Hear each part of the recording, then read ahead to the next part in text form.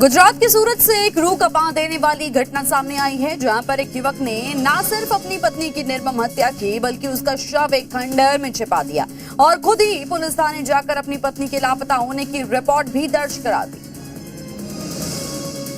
इस पूरी साजिश का पर्दाफाश एक ऐसी चिट्ठी से हुआ जिसे आरोपी पति विशाल साल्वी ने खुद अपने बेटे के लिए छोड़ा था, जिसमें हत्या और शव छिपाने का पूरा जिक्र था। जिसके मुताबिक विशाल साल्वी अपनी पत्नी शिल्पा साल्वी को पुराने मकान में ले गया, जहां विशाल ने गला घोंटकर शिल्पा की हत्या कर दी। फिर शव को लकड़ी के संदूक में भर दिया और ऊपर से सीमेंट डाल दिया ताकि दुर्गंध बाहर न आ सके।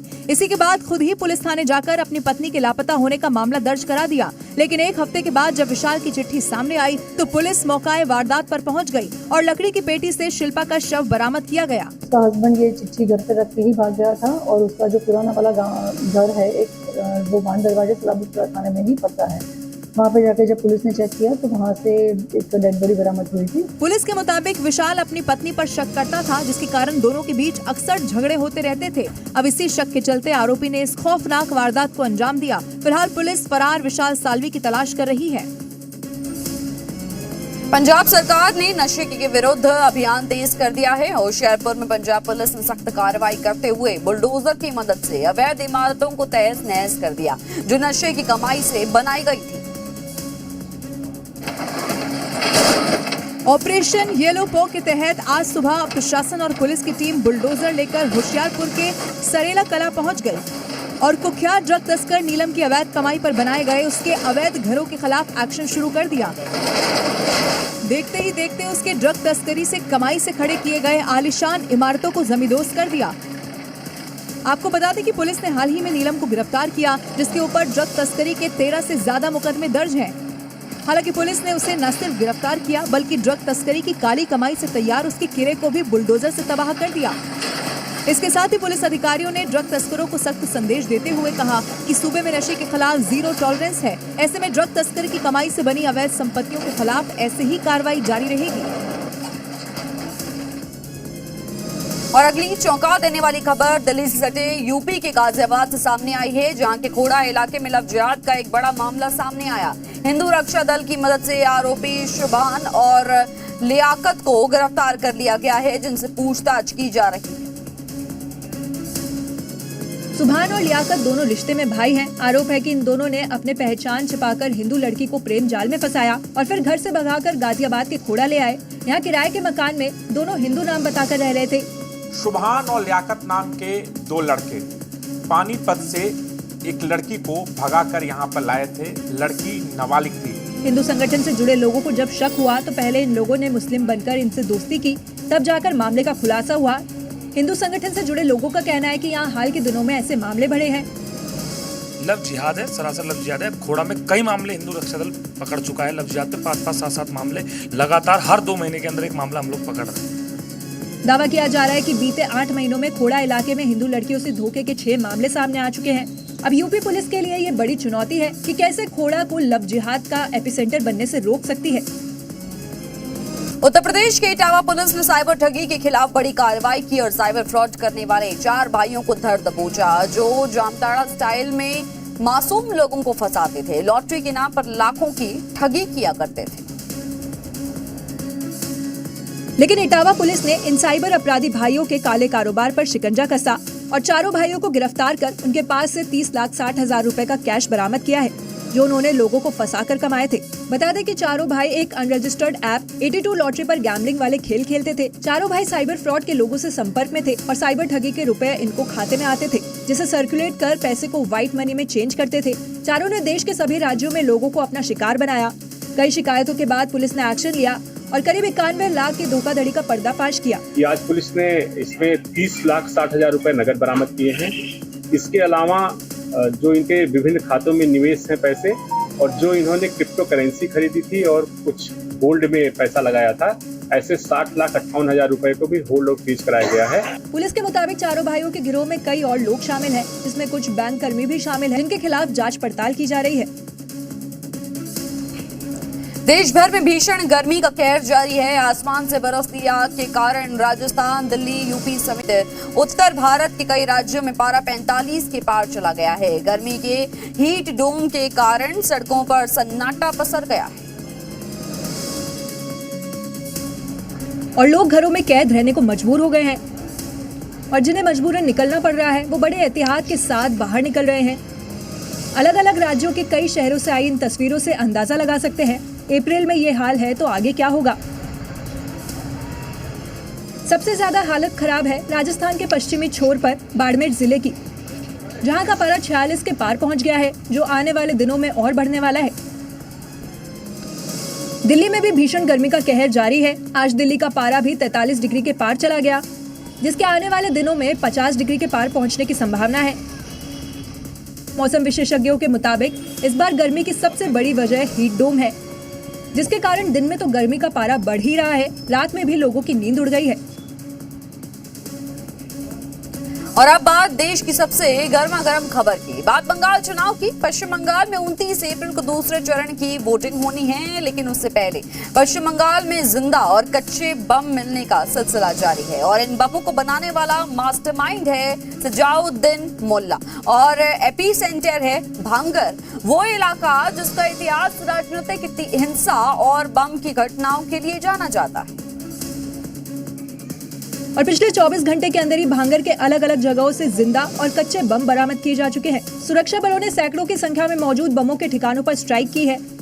इन बमों का कनेक्शन जुड़ता है सजाउद्दीन मोल्ला से, जो ऑर्डर पर बम तैयार करता था और उसके साथ इसमें उसके पिता और दूसरे लोग शामिल थे। पुलिस ने सूचना पर रेड मारकर आरोपी को पकड़ा, जिसमें खुलासा हुआ कि मार्च में बम बनाने के दौरान विस्फोट में एक मौत और 3 लोग घायल हुए थे, जिसमें मुख्य आरोपी सजाउद्दीन था। अब पुलिस दूसरे आरोपियों की तलाश में है और इसी तलाशी के दौरान बमों के मिलने का सिलसिला जारी है। चुनाव के दौरान देसी बमों का इस्तेमाल धमकाने और हिंसा के लिए होता है। भांगर में आम के बाग में छिपाए 5 कच्चे बम बरामद किए गए हैं। इधर भांगर के ही काशीपुर इलाके से 9 बम बरामद किए गए हैं, जो एक थैले में रखे हुए थे। बम मिलने के बाद भारी पुलिस बल और फोर्स तैनात की गई है और इस बमबाज के खिलाफ धुरंधर वाली कार्रवाई नॉनस्टॉप जारी है। एक तरफ कोलकाता के भांगर से बमों का जखीरा मिला, तो वहीं दूसरी तरफ चुनाव आयोग ने एक्शन के लिए 24 घंटे वाला अल्टीमेटम दे दिया। वहीं प्रचार के आखिरी दिन पीएम मोदी ने टीएमसी के बम वाले सिंडिकेट को भगाने का ऐलान कर दिया।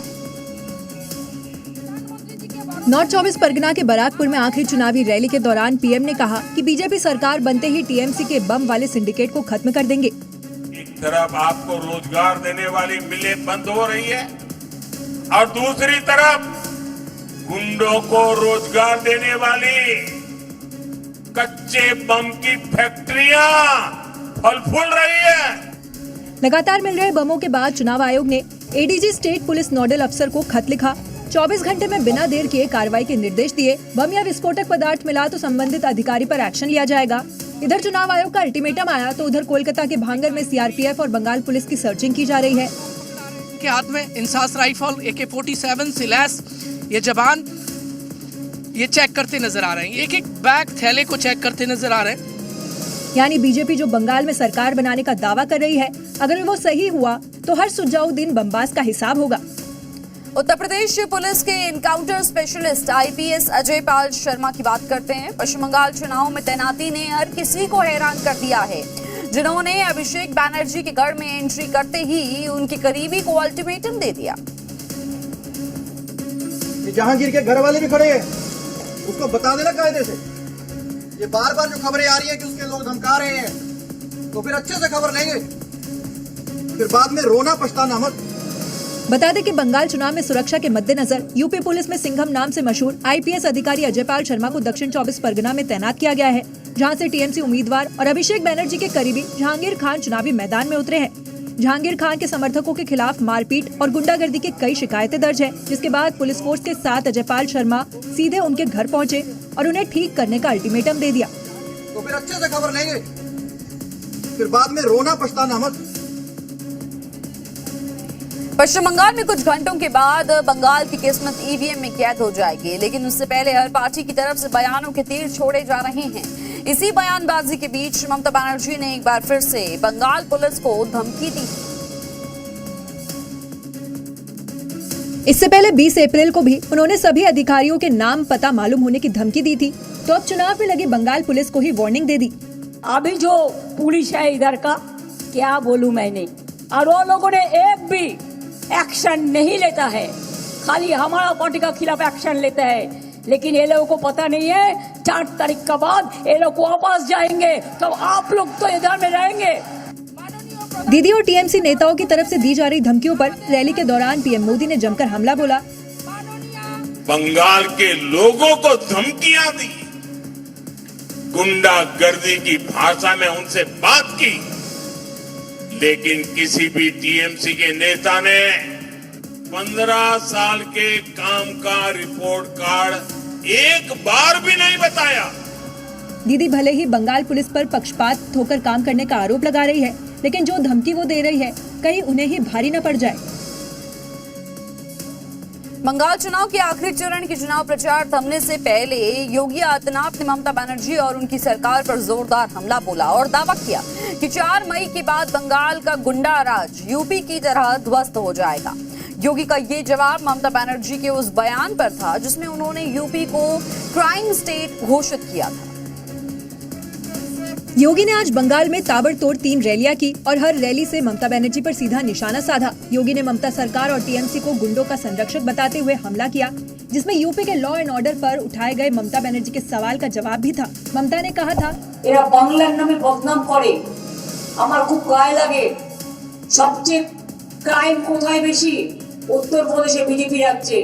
तो आज योगी ने न सिर्फ उन्हें आईना दिखाया है बल्कि टीएमसी के गुंडों को चेताया भी है। उत्तर प्रदेश में डबल इंजन की सरकार आई, गुंडागर्दी समाप्त, कर्फ्यू समाप्त, दंगे समाप्त, बेटी और व्यापारी सुरक्षित हुई है। 4 मई को जब परिणाम आएगा, टीएमसी के गुंडे कहीं न कहीं आपकी सड़कों पर पंचर बनाते हुए दिखाई देंगे।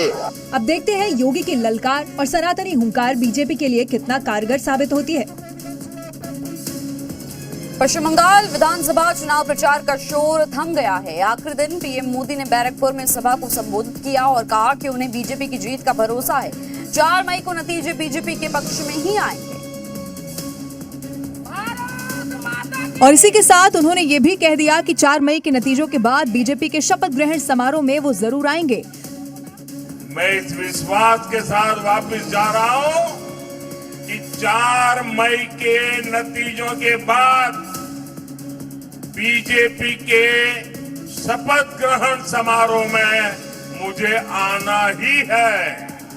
चुनाव प्रचार में पीएम मोदी का ये अपना अलग अंदाज है। 8 नवंबर 2025 को बेतिया में भी उन्होंने यही कहा था कि आखिरी सभा है, अब शपथ ग्रहण में आऊंगा।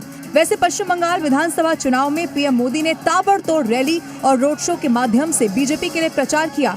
5 अप्रैल 2026 को कूच बिहार से प्रचार अभियान की शुरुआत की। पहले चरण में 13 और दूसरे चरण में 4 रैलियां की। इसके अलावा कोलकाता, सिलीगुड़ी, हावड़ा और बैरकपुर में मेगा रोड शो किया।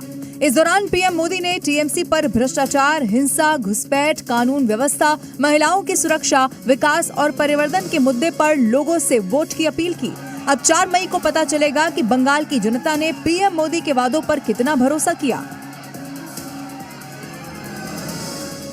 पश्चिम बंगाल में आज चुनावों का शोर थम गया। आखिरी दिन पीएम मोदी और ममता बनर्जी ने धुआंधार रैलियां की और शक्ति प्रदर्शन किया। इस दौरान कई मुद्दों को लेकर सियासी दिग्गजों ने दांव खेला, लेकिन आखिर दिन लोगों के बीच जो मुद्दे हावी रहे वो मंदिर और सोनार बांग्ला को लेकर रहे। राम मंदिर बनेगा लेकिन बाबरी मस्जिद नहीं बनेगा। पश्चिम बंगाल में दूसरे चरण में 142 सीटों की जंग में कई मुद्दे हावी रहे, लेकिन चुनाव प्रचार के आखिरी दिन विकास के साथ धर्म और संस्कृति को लेकर खूब बयानबाजी हुई, जिसे लेकर बंगाल की जनता में भी जबरदस्त उत्साह देखने को मिला। हुगली में जब जी मीडिया ने लोगों से बात की तो जनता ने अपना फैसला अभी से सुना दिया। दीदी गायो, जय श्री राम। आपको डर और नहीं लगता? क्या चीज का? टीएमसी के लोगों का कोई सूखा नहीं, वो गुंडा खुद भाग जाएगा, खुद गुंडा भाग जाएगा 4 तारीख के बाद। श्री राम होगा, जय श्री राम। और भारत माता में इस बार पहले भारत माता का जय, उसके बाद सबका जय। जो डर गया सो मर गया, भारत माता की जय। इस बार राम को राम आ गया। बंगाल को बंगाल बनाना चाहिए, पाकिस्तान नहीं। हुगली की जनता ने तो अपना फैसला सुना दिया। अब देखना है कि बाकी पश्चिम बंगाल की जनता के मन में क्या है और 4 मई को किसकी सरकार बनने वाली है। और अब खबर बिहार से है, जहां सीएम सम्राट चौधरी ने अपराधियों और अतिक्रमणकारियों को साफ-साफ चेतावनी दी है और कहा है कि जो गलत करेगा और सरकारी जमीन पर जिसका कब्जा होगा उसे बुलडोजर हर हाल में ध्वस्त करेगा। इसके साथ ही उन्होंने ये भी बताया कि मुंगेर के तारापुर में उनके घर की सीढ़ी को बुलडोजर ने गिरा दिया। मतलब साफ है कि बुलडोजर चेहरा देखकर नहीं, कानून के दायरे में काम करेगा। यदि सरकारी जमीन पर घर बना है उसको ध्वस्त होना ही होगा, इसको कोई बचा नहीं। बिहार में लंबे समय से योगी मॉडल की मांग हो रही थी। सम्राट चौधरी के सीएम पद संभालने के बाद उम्मीद भी जगी थी कि वो उनकी तरह काम करेंगे और सम्राट लोगों की उम्मीदों पर खरा भी उतरे। देखिए, पटना ही नहीं पूरे राज्य में सरकारी जमीन से कब्जा हटाया जा रहा है। बुलडोजर अवैध निर्माण को ध्वस्त कर रहा है। राजधानी पटना में बड़े पैमाने पर लोगों के घरों पर लाल निशान लगा दिया गया और कई मकानों पर तो पूरी बिल्डिंग गिराने का नोटिस तक चिपका दिया। सीएम पद संभालने के बाद से ही सम्राट जिस तरीके से अतिक्रमण और माफिया के खिलाफ फैसले ले रहे हैं, वो बताने के लिए काफी है कि बिहार में योगी मॉडल लागू हो चुका है।